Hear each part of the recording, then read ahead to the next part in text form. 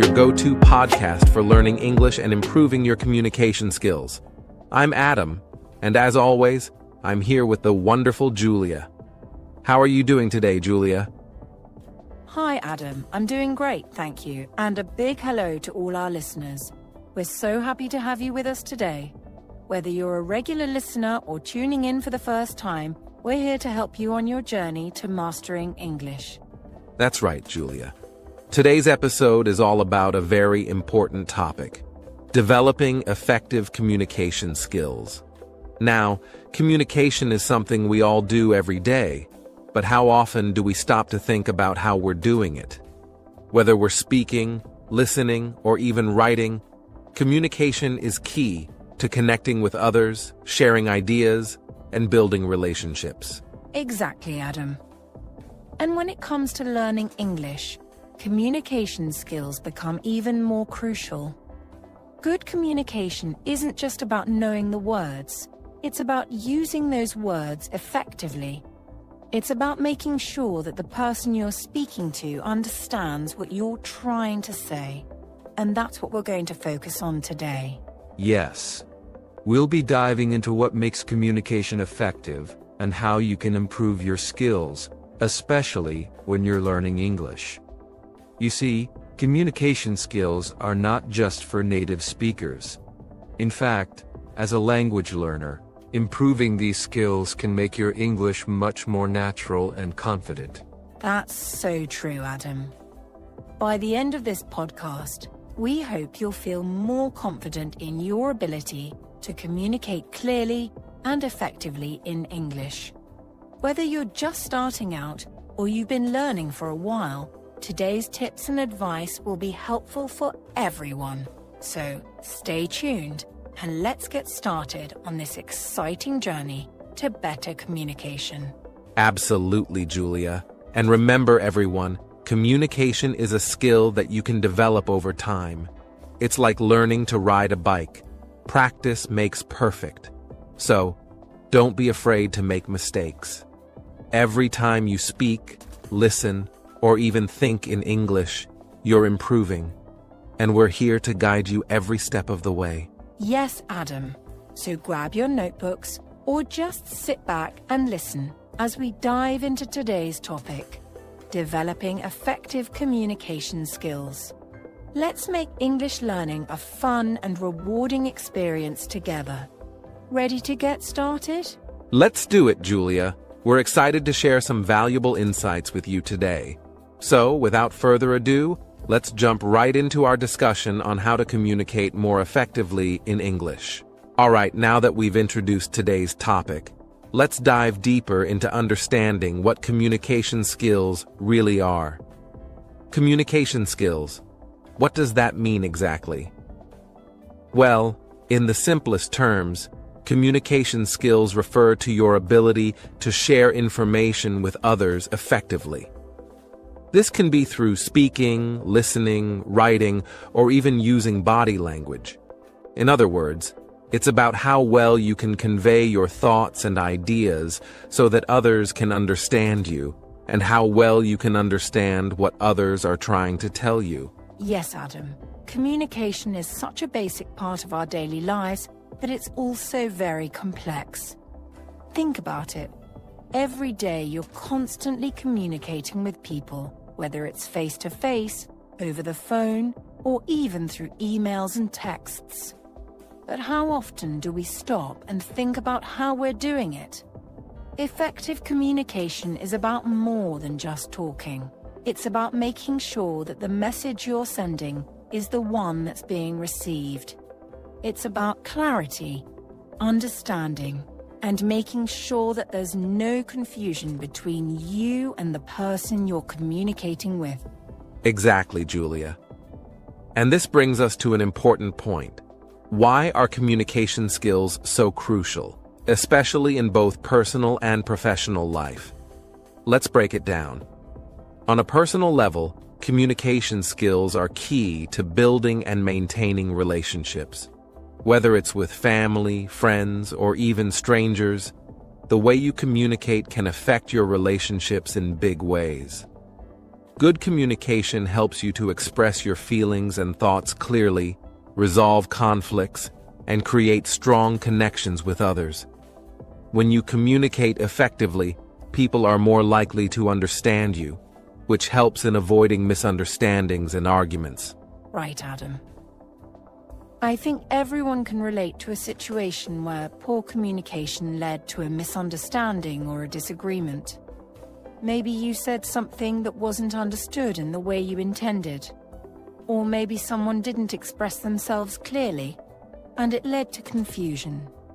These kinds of issues can strain relationships, but they can often be avoided with good communication skills. And that's not just important in your personal life, but in your professional life as well. In the workplace, being able to communicate well can make a big difference, whether you're working on a team project, giving a presentation, or just talking with your colleagues. The way you communicate can impact your success. Absolutely. In a professional setting, strong communication skills can lead to better teamwork, higher productivity, and a more positive work environment. Imagine working on a team where everyone understands each other perfectly. That's the kind of environment where great ideas come to life and problems are solved quickly. On the other hand, poor communication can lead to misunderstandings, missed deadlines, and a lot of frustration. It can also affect your career advancement. Employers value employees who can communicate well because they know that these employees can work effectively with others and represent the company in a positive light. That's so true, Adam. So whether you're talking to your boss, your colleagues, or your clients, good communication can help you achieve your goals and advance in your career. But now, let's take a closer look at what good communication looks like compared to poor communication. I think this will help our listeners understand why communication skills are so important. Good idea, Julia. Let's start with an example of good communication. Imagine you're in a meeting at work and you're discussing a new project. A colleague asks for your opinion on a certain idea. A good communicator would listen carefully to the question, think about their response, and then answer clearly and concisely. They might say something like, "I think that's a great idea because it aligns with our goals, but I also think we should consider the potential challenges we might face during implementation." Notice how this response is clear. It addresses the question directly, and it also adds value to the conversation by considering different aspects of the idea. Exactly, Adam. That's a great example of good communication. It's clear, it's thoughtful, and it contributes positively to the discussion. Now, let's look at an example of poor communication. Let's say the same colleague asks the same question, but this time, the response is something like, "Yeah, whatever, I guess it's fine." This response is vague. It doesn't really address the question, and it doesn't add any value to the conversation. It might even come across as dismissive, which could lead to misunderstandings or hurt feelings. That's a perfect example, Julia. The second response not only fails to communicate the speaker's thoughts clearly, but it also doesn't engage with the other person in a meaningful way. It leaves the conversation open to interpretation, which can cause problems down the line. This is why clarity and engagement are so important in communication. When you're clear about what you're saying and you actively engage with the other person, you're much more likely to have a positive and productive conversation. Right, Adam. And this is why we're talking about communication skills today, because they're so essential in every part of our lives. Whether you're chatting with a friend, working on a project, or even just asking for help, the way you communicate can make all the difference. And remember, these skills aren't something you're born with. They're something you can develop over time with practice. So for all our listeners out there, if you ever feel like your communication skills could use some improvement, don't worry. That's what we're here for, to help you learn and grow. Exactly, Julia. Communication skills are like any other skill. They get better with practice. And the more you practice, the more natural it will feel to communicate effectively. So whether you're just starting to learn English or you've been practicing for a while, there's always room to improve your communication skills. And as we go further into today's episode, we'll be sharing some tips and strategies to help you do just that. But for now, I think we've covered the basics of what communication skills are and why they're so important. Yes, I think we've set the stage nicely. So let's move on to the next part of our discussion, where we'll dive into some of the key components of effective communication and how you can start improving your skills today. Segment 2. How to develop effective communication skills. So now that we've explored what communication skills are and why they're so important, let's take a closer look at some of the key components that make up effective communication. There are several elements that play a crucial role in how we communicate with others, and understanding these can really help you improve your English skills. The first component we're going to talk about is one that might surprise you: listening. That's right, Adam. Listening is such an essential part of communication, and yet it's often overlooked. When we think about communication, we usually focus on speaking, but being a good listener is just as important, if not more so. Active listening means really paying attention to what the other person is saying, rather than just waiting for your turn to speak. It's about understanding the message behind the words, the emotions, and the intentions. When you listen actively, you're better able to respond in a way that's meaningful and relevant. Exactly, Julia. And this is especially important when you're learning English. If you're not fully listening, you might miss key words or phrases, which can lead to misunderstandings. But when you listen carefully, you can pick up on nuances in the language, understand the context better, and even learn new vocabulary. Active listening also shows respect for the speaker and helps to build trust in your conversations. It's a skill that can be practiced and developed over time, just like any other. Yes, Adam. And a simple way to practice active listening is to focus on the speaker and avoid distractions.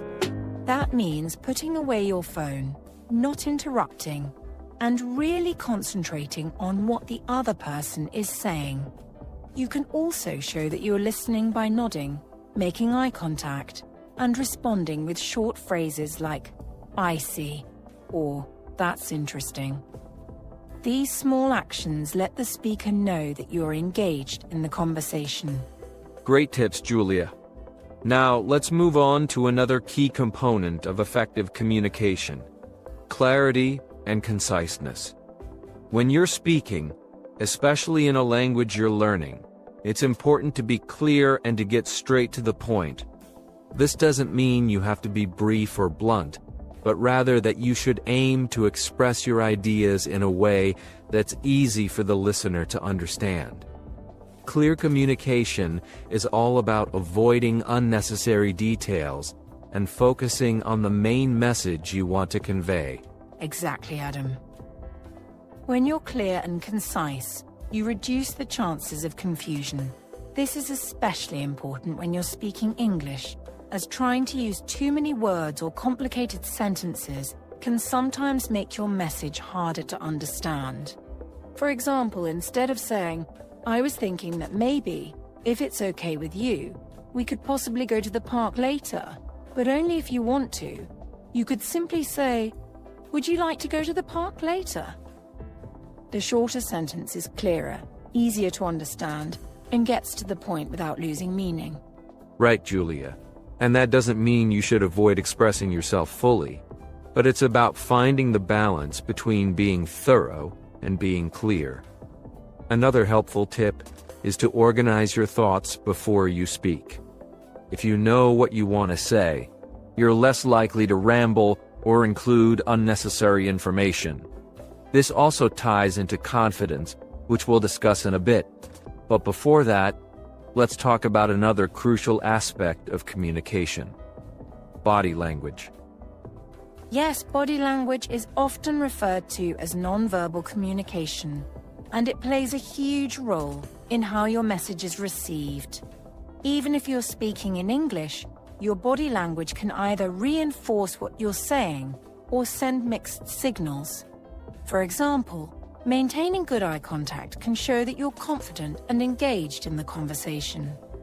Smiling can make you seem friendly and approachable, while nodding can indicate that you're listening and understanding. On the other hand, crossing your arms might make you seem defensive, or looking away might suggest that you're not interested. Exactly, Julia. Body language can sometimes speak louder than words, and being aware of it can help you communicate more effectively. When you're learning English, you might feel a bit self-conscious about your body language, but the key is to stay relaxed and natural. Even simple gestures, like leaning in slightly to show interest or using hand movements to emphasize a point, can make a big difference in how your message is received. It's also important to be aware of cultural differences in body language, especially when communicating with people from different backgrounds. Good point, Adam. And as we talk about body language, it's a good time to mention the importance of confidence in communication. Confidence doesn't mean you have to be loud or overly assertive. It simply means that you believe in what you're saying and that you're comfortable expressing yourself. When you're confident, your message is more likely to be taken seriously, and you'll find that people are more willing to listen to you. Confidence can also help you stay calm and clear-headed even if you're nervous or unsure of your English skills. That's right, Julia. And for our listeners who might be wondering how to build confidence in communication, the answer is practice. The more you practice speaking English, the more comfortable and confident you'll become. Start with simple conversations and gradually challenge yourself with more complex topics. Also, remember that it's okay to make mistakes. Everyone does, and it's part of the learning process. Another way to build confidence is to prepare for conversations in advance.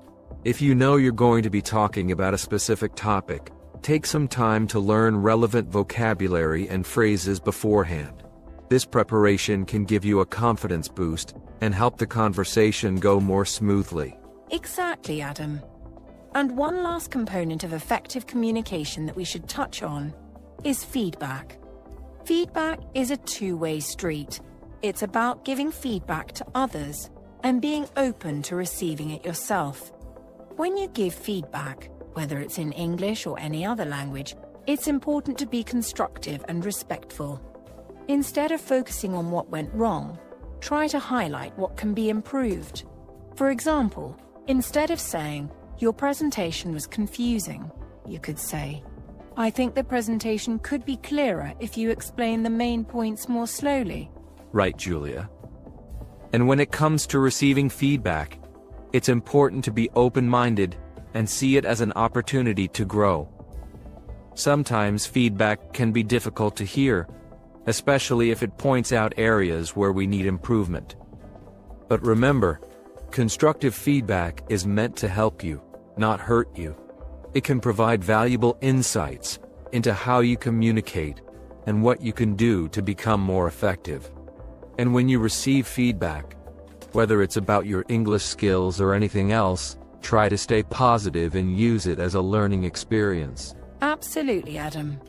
Feedback is a crucial part of learning and improving. And just like any other aspect of communication, it takes practice to get comfortable with both giving and receiving feedback. But the more you do it, the more natural it will become, and the more you'll see the benefits in your communication skills. That's so true, Julia. So to recap, we've talked about the key components of effective communication: listening skills, clarity and conciseness, body language, confidence, and feedback. Each of these elements plays a vital role in how we communicate, and by focusing on them, you can greatly improve your ability to express yourself in English. Remember, communication is a skill that can be developed over time, so don't be afraid to practice and experiment with these different components. And most importantly, have fun with it. Learning to communicate effectively can be a rewarding and enjoyable experience. Yes, Adam. Communication is at the heart of everything we do, and by working on these key components, you'll not only become a better English speaker, but also a better communicator overall. So keep practicing, stay confident, and don't forget to listen as much as you speak. And now, let's move on to the next part of our discussion, where we'll explore some practical tips and strategies to help you develop these skills even further. Now that we've explored the key components of effective communication, it's time to dive into some practical tips that you can use to develop your communication skills further. Whether you're just starting out or looking to improve your English, these tips are designed to help you communicate more confidently and effectively. So, let's start with something fundamental: practicing speaking English regularly. Absolutely, Adam. Practicing speaking English on a regular basis is one of the most effective ways to improve your communication skills. It might feel intimidating at first, especially if you're not used to speaking English every day, but the more you practice, the more comfortable you'll become. Even if you start with just a few sentences a day, that consistent practice will build your confidence over time. You don't need to have long, complex conversations right away.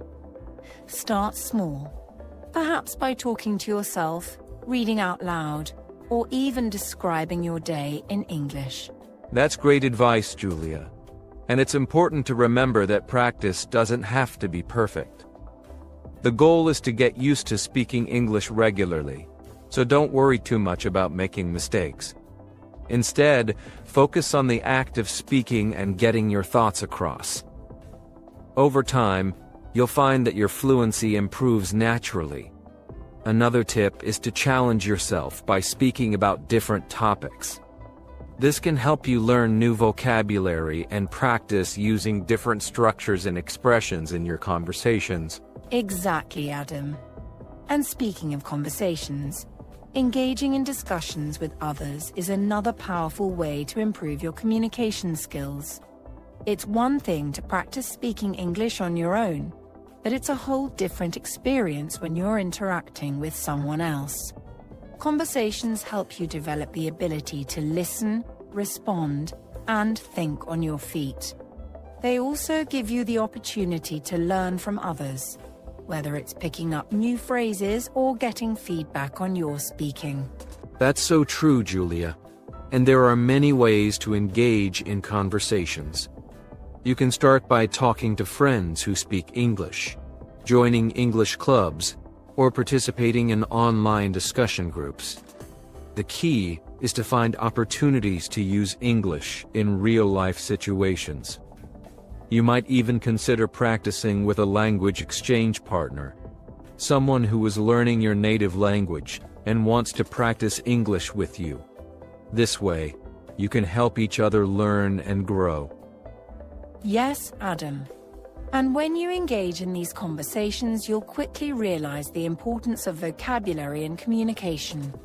Expanding your vocabulary is essential because it gives you the tools you need to express yourself more accurately and effectively.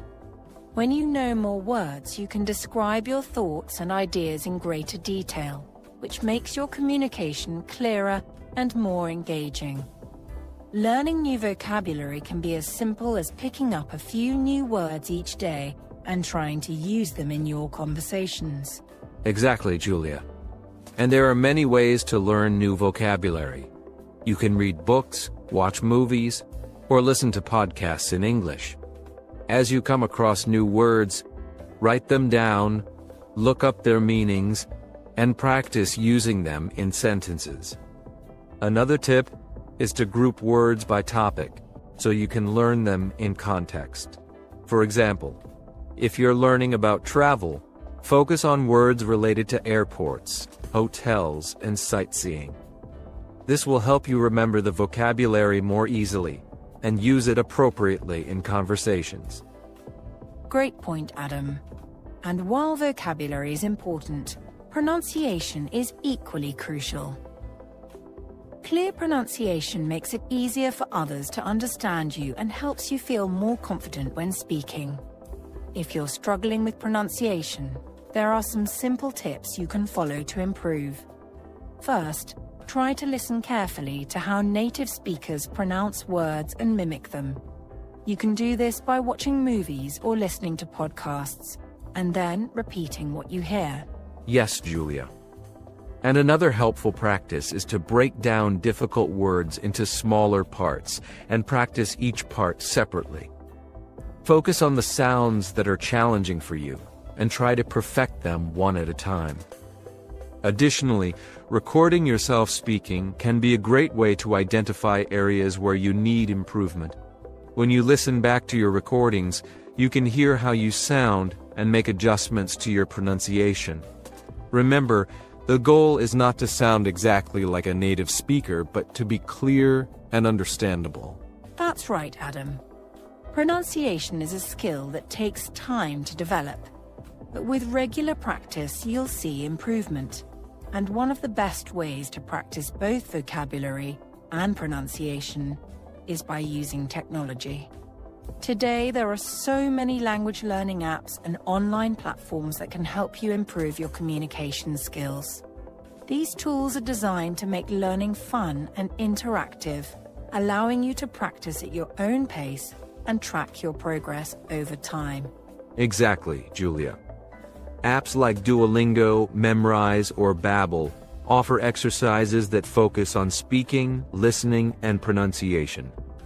Many of these apps use speech recognition technology, which can give you immediate feedback on your pronunciation and help you make corrections. Additionally, there are platforms like Italki or Preply where you can connect with language tutors for one-on-one practice sessions. These online tutors can provide personalized guidance and help you work on specific areas of your communication skills. Yes, Adam.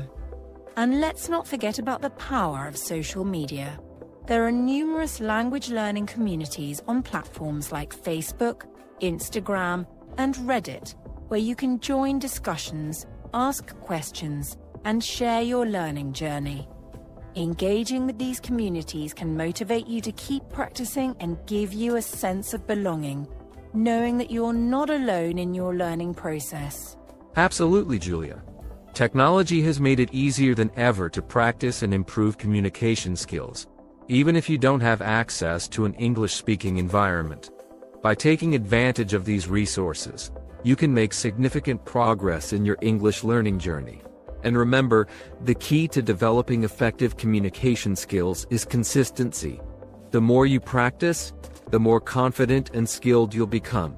So, whether it's through conversations, vocabulary building, pronunciation practice, or using technology, make it a habit to work on your communication skills every day. Exactly, Adam. And to all our listeners, we encourage you to start implementing these tips into your daily routine. It might seem like a lot at first, but with time and practice, you'll find that your communication skills will improve significantly. Don't be afraid to step out of your comfort zone, try new methods, and most importantly, enjoy the process of learning and growing. Communication is a lifelong skill, and the efforts you put in today will benefit you for years to come. Well said, Julia. Communication is indeed a powerful tool, and by developing your skills, you'll not only enhance your English proficiency, but also open up new opportunities in both your personal and professional life. So keep practicing, stay motivated, and remember that every small step you take brings you closer to becoming an effective communicator. What do you think is the key to good communication? Maybe knowing the right words to say. That's part of it, but what else? I'm listening, I guess. Exactly, listening is half of communication. Do you think you're a good listener? I try, but sometimes I get distracted. That's normal. Do you know what helps with that? No. What? Staying present, focus on the person, not just their words. Can you think of a way to practice that? Maybe by repeating what they say. That's a great idea. It's called active listening. Can you think of an example? Like if someone says, I had a tough day, I could say, oh, your day was tough, what happened? Perfect. How does that make the speaker feel? Probably like I care about what they're saying. Exactly. Now, let's talk about speaking clearly. What makes that hard for you? Exactly. Now, let's talk about speaking clearly. What makes that hard for you? Sometimes I overthink, like I'm scared I'll mess up. That's common. Do you know how to get past that? Not really. Start simple, short sentences, clear ideas, then build confidence over time. That makes sense. And what about body language? How do you think it affects communication? A lot.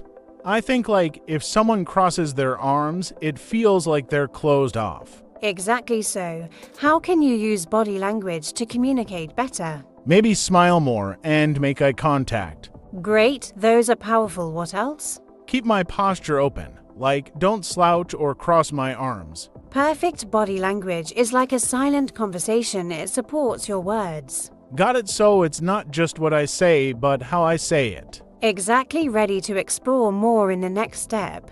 Definitely. Let's build on what we talked about. Do you think emotions play a role in effective communication? Yeah, for sure, like if I'm nervous, it's hard to talk. Right. How do you usually handle nerves when you're talking to someone? I try to stay calm, but sometimes I just freeze up. That's okay. It happens to everyone. Do you know a simple trick to manage that? No.